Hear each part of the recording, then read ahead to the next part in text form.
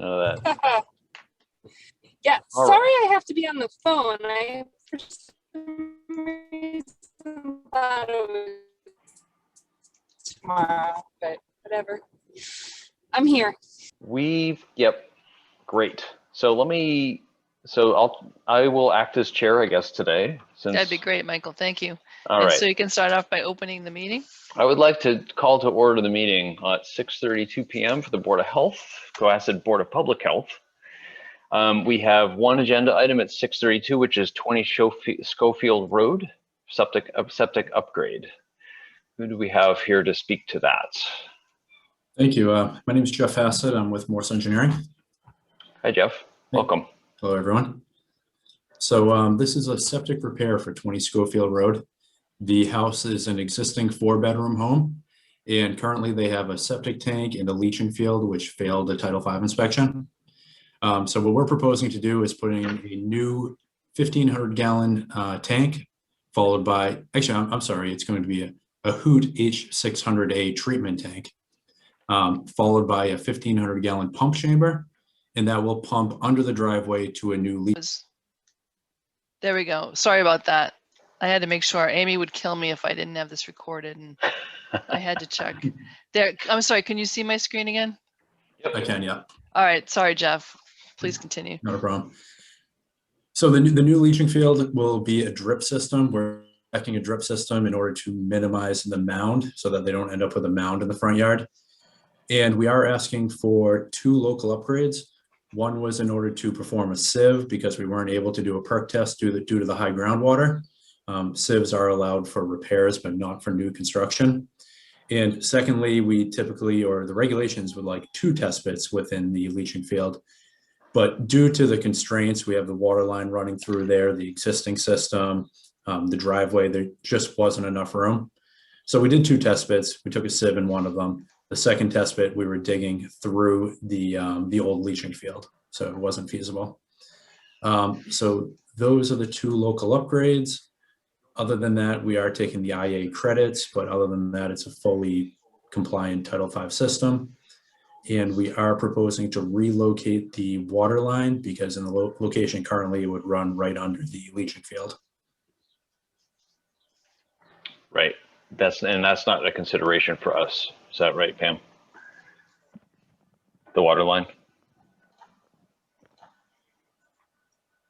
Pam? What's up? Title V has a minimum setback of 10 feet to a water line unless you sleeve it within another water type pipe. Right. I would never spec it though underneath the leaching field. Good. I have seen it, but that seems so. Yeah. So this seems really pretty straightforward. So do we need to do anything, Pam, in terms of that water line? Do we need to say contingent on relocation of that water line, or do we?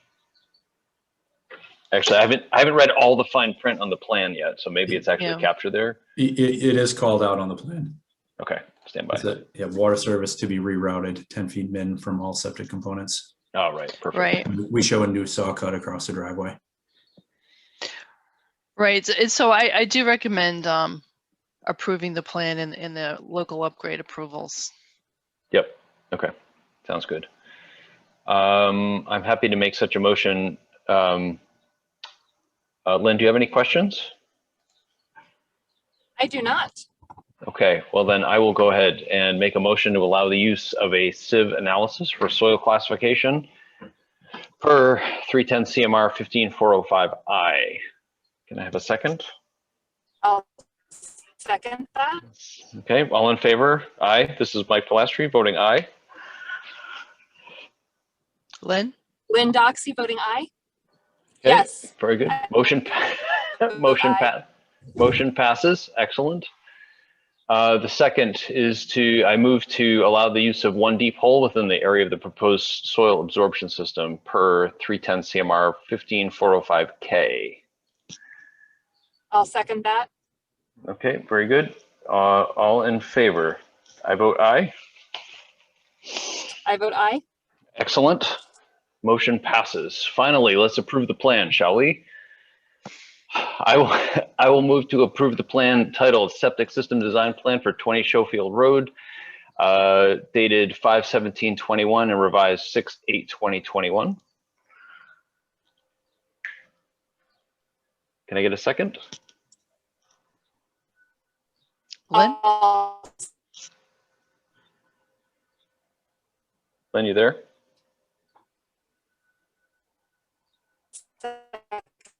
That, I heard that. and that, can you hear me? Oh, sorry, can you hear me? Now Yeah, we can hear you. you're breaking up a little bit. Why? I heard you say second. Can you? Okay, all in favor, I say aye. Aye. Motion passes 2-0. Excellent. Thank you, Jeff. And thank you to the homeowners for their patience as we sorted through the minefield of having online meetings. State of Say aye. emergency ending exactly when they didn't need it to end. Right. Wow. Bad luck. Well, I'm sure Yeah. they'll be happy to hear it's approved, and I've heard that the contractor's ready to go tomorrow, so hopefully it doesn't hold them up too bad. Very good. All right. Thank you very much, Jeff. everyone. All right. Boom. Thank you, guys. That was big. That was very efficient. Bam. Well, okay. So the second thing on the agenda was to approve the meeting minutes. So the June 15th meeting minutes were simply a continuance, but then we had the meeting minutes from April 7th and April 28th. Wait a minute. Do you mean April? What did I say? You mean April? May? Nope. Stand by. It says April in the agenda. Yeah, April 7th and April Oh. 28th. So we didn't meet in May, right? Didn't we have a?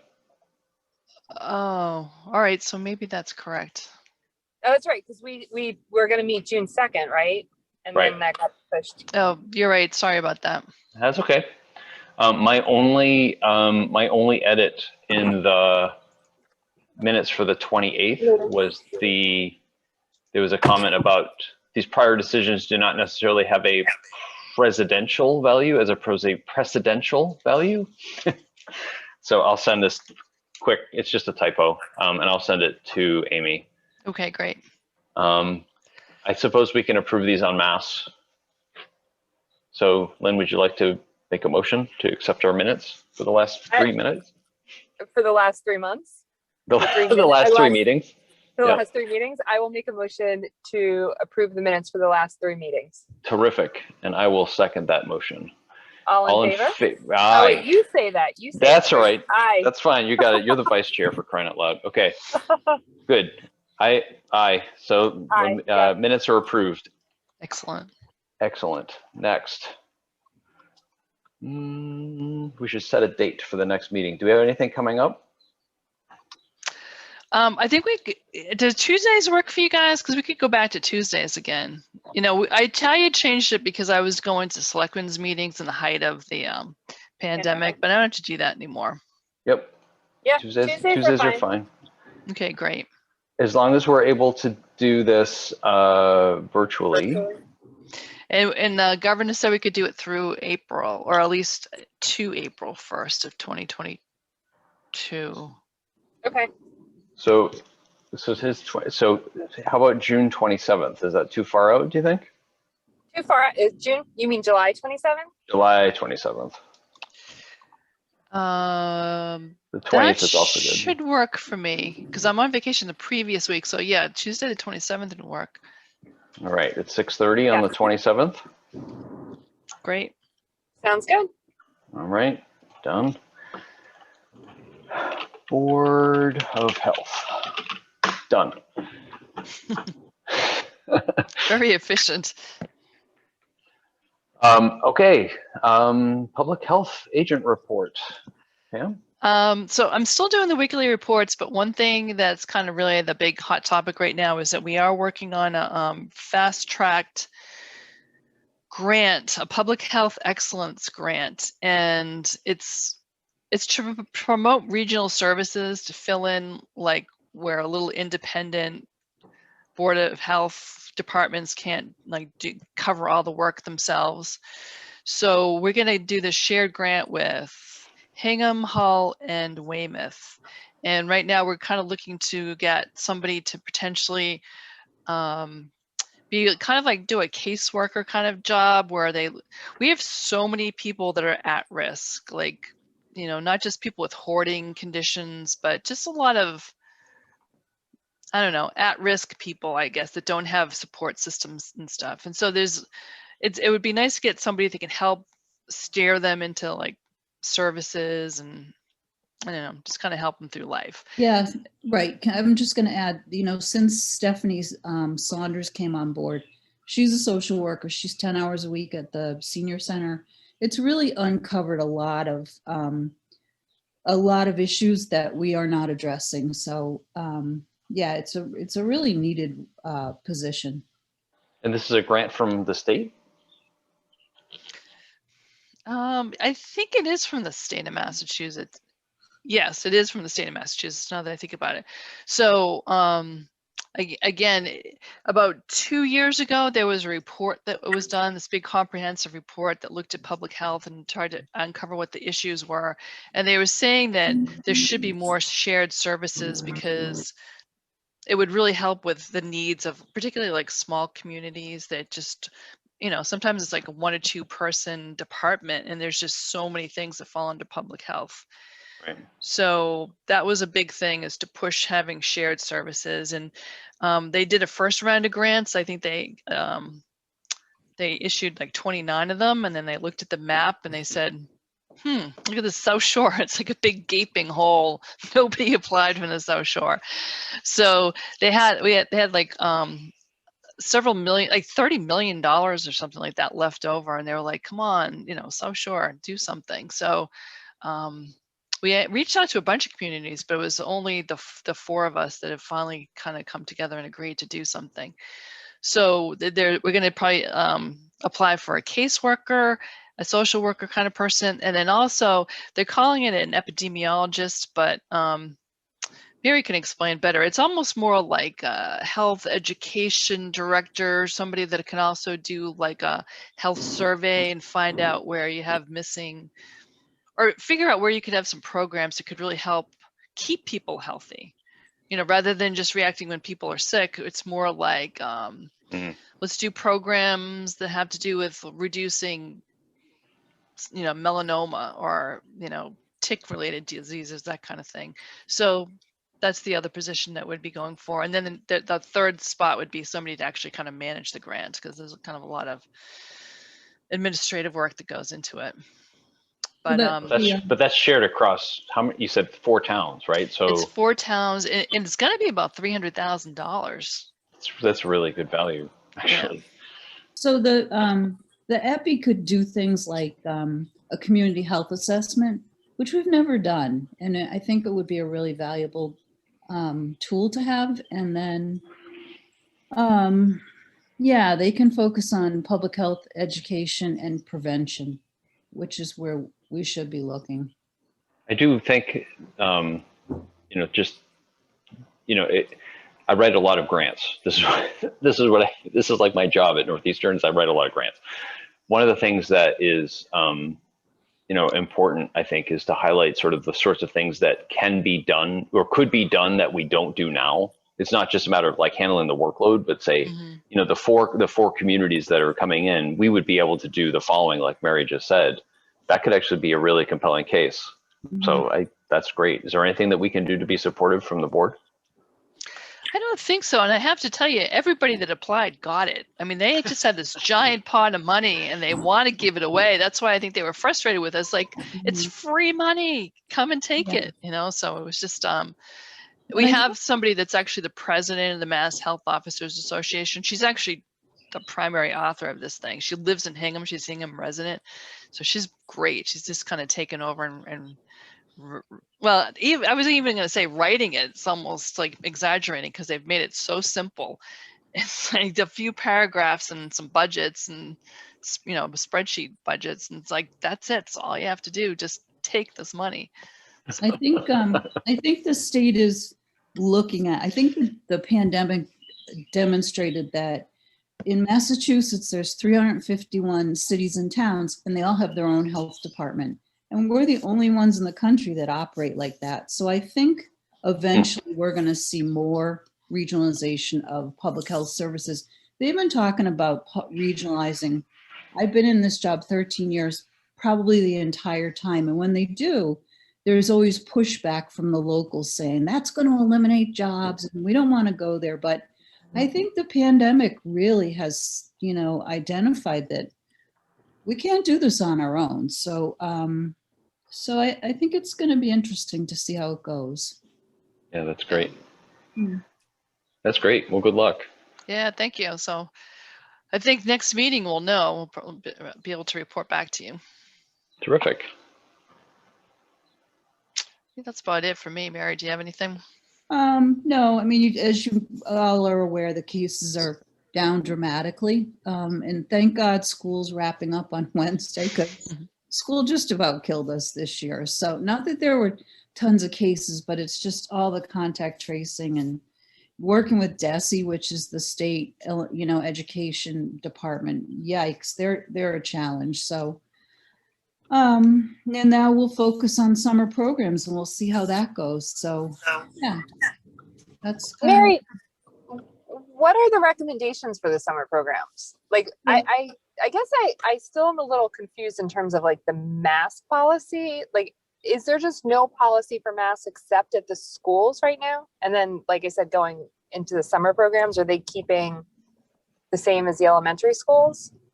So right now, the current guidance from DESE, which will end at the end of the school year, which is Wednesday, outdoors, you don't need a mask. Indoors, kids need a mask if they're not vaccinated. The teachers don't have to wear one if they're fully vaccinated. Okay. Summer programs are a little different. Initially, it was like everybody outdoors had to wear them. Again, DESE just came out with something Friday night that said summer programs held at schools, you're not required to wear a mask indoors. So, they kind of recommend it, but it's not a requirement. So in terms of rec, when the kids are outside, they're okay. But if they bring them inside, they're going to have them put masks on. Okay. Holly Hill Farms, pretty much, they're all outside. So that's a good thing. Yes. Yeah. And like the swim center and stuff, like, is there social distancing gonna be required, or is it just sort of like if you're vaccinated, you're fine? Yeah, social distancing is pretty much gone out the window unless you're unvaccinated. If you're not vaccinated, you should be careful. Or if you're immunocompromised, Yes. even if you're vaccinated. But in terms of guidance, that's all gone. Okay. Okay. Yeah. Yeah, really the masking is the only thing that's left for the unvaccinated indoors. And all the social distancing is all gone. Capacity limits gone. Okay. Oh, good. I was a little confused and somebody was asking me and I'm like, oh, I'm not so sure. It is confusing. I agree. And yeah, I agree. It is kind of confusing. Not to mention the whiplash of the sudden, like, okay, we're done. I know. Yeah. I COVID's know. over. Yeah. I guess we're done. All right. I had people writing like COVID plans for me, and all of a sudden I'm like, boop, forget it. You don't have to do it anymore. It's done. But I mean, so one of the things that we might think about just as the board for our work for the next, I don't know, few months is to think about what have we learned, right? What have we learned over the last year and a half about preparedness and, how should the town resource itself in ways that put us in a better position so we're not reacting? And, what have we learned? I mean, it's only a matter of time before it happens. This kind of thing happens again. And if we're just like, oh, thank God it's over, and then we move on with our lives without having any lessons learned, I think we're probably missing an opportunity. So the emergency management team is going to actually have a 4-hour meeting for exactly that. What are our strengths? What are our weaknesses? And, what can we do? What have we learned from this? So I think that's in second week in August or something. But it's the second week of August. And then also our vaccination clinics were awesome that we had. And Mary had done outdoor flu clinics and stuff. So I put all that stuff together into like a vaccination clinic plan, and I've been passing it around to the group and really pushing everybody to add to it. And still a couple more people that I'm waiting for, but I would like to be able to just pull that out someday if we have to do booster shots or, you know, more flu clinics or, you know, Mhm. another kind of pandemic in the future. So we'll I get think all this- that down on paper. I think there's a lot to be said for that. So is there, on that emergency management meeting, is there someone from the Board of Health on that? Yeah, both Oh, yeah. Pam and I are We're both going. on it. Oh, you're both on it. Okay, Yeah. good. Terrific. Hmm. Yeah, no, so that, you're right. It's really important. And, you know, initially Mary and I were really like, oh, when Robin wanted us to do those weekly reports, we were like, you got to be kidding me. We were so exhausted. But now that it's all said and done, I think it's good that we did it. You know, someday there'll be a record of like weekly what we were doing. So that was actually, I think, a pretty good record. Right. But the flip side is maybe one of the learnings is that someone's job has to be to record sort of the week-to-week reporting. Like, so in other words, piling more work onto the two people who are fighting the battle is probably not the best solution, but it still needs Yeah. to be done. So, Right. you know, when That's the true. town thinks about resourcing pandemic responses and things like that, you know, maybe the answer is there's, you know, part of the, you have incident commander, you have somebody who's, you know, in charge of this, and this, and then you have somebody who's basically keeping the records and making Right. sure that. That's a very good idea, like a recording secretary, right? Exactly. Make it a specific role for someone. Mhm. It Yeah, doesn't have to be a full-time person either. I could, you know, but the point is Yeah. that you just have someone who can take a readout every week or whatever the period is and then yeah, capture it. because we're just reporting like, you know, the health department, but there's everybody else was involved. And so there's a big picture here that I hope we can capture. Yeah, That was great. definitely. Great. The only other thing that I had mentioned in an email today, maybe we talk about it at the next meeting, is what's going on at the Stop and Shop Plaza. Do you want to kick that to the next meeting? Yeah. No, I can just tell you a little bit about that because I saw Brian Joyce today and I was asking about it because I've been really curious myself what's been going on. So negotiations have been going on between Donald Stasko, the plaza owner, and the sewer commission. And Brian told me in the last meeting that they had, it's just a matter of money now at this point. So initially they had told him the cost was going to be 1.8 million to connect. And then during this last meeting, he wanted it just to be like 1.4 million. But Brian said, even though it seems like a giant gap, 400,000, he said it's really like at this point, it's a difference of like $250,000 that they're still negotiating on. So he's gonna get it. He's gonna get public sewer. So then I asked Brian, well, what's the timeline like? Because I know he's got a real estate agent and who's starting to shop around these apartments. I'm not sure if they're apartments or condos or what they are. And he said it's going to be at least a year, you know, in order to do the construction. And a big chunk of it is actually getting permits. They have to get permits through the State Department of Transportation because they're coming up Route 3A, which is a state road. So permitting's never easy. I mean, I kind of think they're being optimistic saying a year. So I don't know. We'll see. I don't know. And If is it's all is it affordable housing or is it a mix or is it just right? From what I Isn't that part of the understand, deal? from what I understand, Lynn, there's 20 units that are considered affordable housing, and that's why there's been people that have really pushed for it. Guy Kearse, what's his first name, Mary? Yeah, Thomas Kearse, Paul Kearse. Paul Okay. Kearse. Yeah. He's been a big advocate for the affordable housing, and I think he's on the board. And now he just became, because of reorgs after the elections, he just became the chairman of the sewer commission. So he was ready. Brian was saying he was ready to like sign off on this thing at 1.4 million, and the other board members were like, "Well, wait a minute, hang on." You need to negotiate a little bit Yeah. more here. But yeah, that's a big piece that, you know, people really want. Well, we have to. Right. The town has to, right? Mhm. I mean, we're on the ragged edge of being in compliance. I'm just, you know, every time I drive past that, I think, how on earth are they building this without a septic system or I a plan know. or anything like that? I know. Okay, great. On a related note, is that going to allow the neighborhood that's right behind there to tie in also? So I was asking Brian about that also. And so They're in failure, right? Is that? They are currently in failure, so Donald Stasko does not want to pay to take the pipe any further up the street up 3A any further than he has to for his plaza.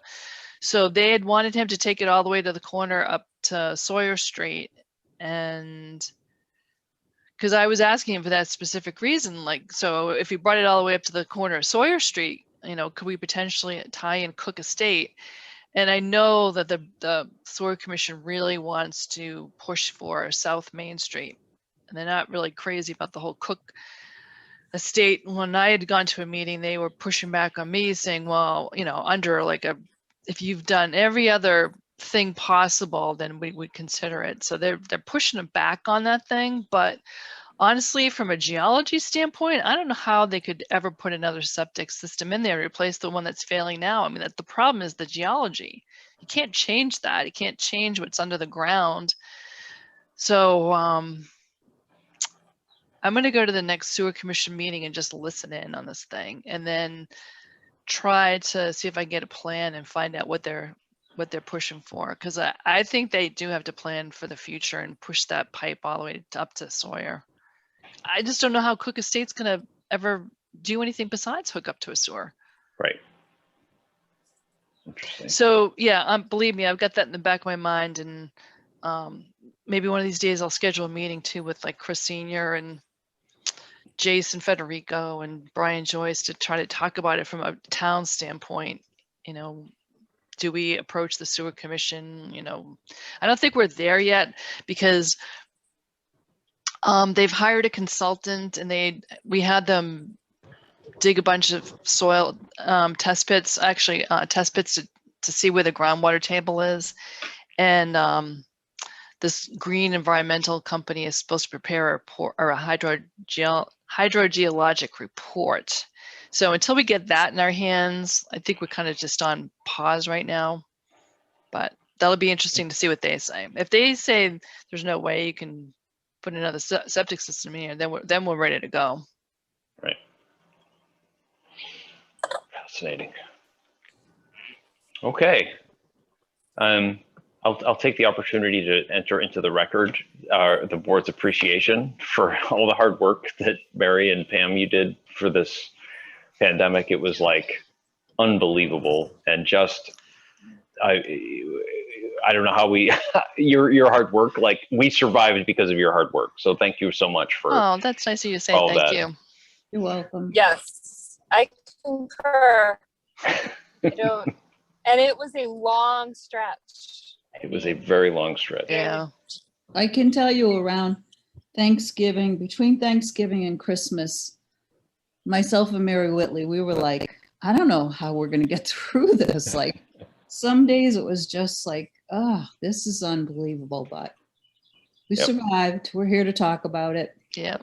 And the rest of us are also here to talk about it because of what you did. So Right. thank you for that. All right. Thank You're you. welcome. Any other items we'd like to talk about before we? Yes, thank you. So yeah, you guys are free to reorganize if you want to next meeting. But like I said, I just have to talk to Carol first and find out if there's restrictions or limitations. But if there isn't, and it goes all the way to April, you know how they've extended the online meetings till April? I mean, that's pretty much to the next election. So you might be able to be the next chairman if you wanted it, and you don't have to say anything one way or I need another. a pay. I would need a pay increase. I think we could double your salary. That's great. That's terrific. I mean, I would advocate that, the board, we just rotate. Like, I just feel like we should turn it over the way the selectmen do. It just makes really sense. like every other board does it. Honestly, this one just kind of stagnated or something. Yeah, I don't know.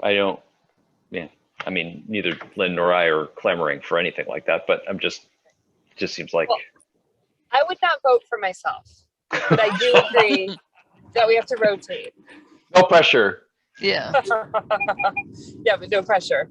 Yeah. Okay. Good. Okay. All right. Awesome. All right. That's all I have. Thank you. All right. Thanks, Pam. Would you like to make a motion to adjourn, Lynn? I would like to make a motion to adjourn this meeting at 7:01. Excellent. I Excellent. second that. We are done. All those in favor? All those in favor? Aye. Aye. And thank you too, Mary. Oh, you're welcome. All right, guys, I'll- thank you so much. Bye. Have a good Bye. night. Thanks. Good night. Take care.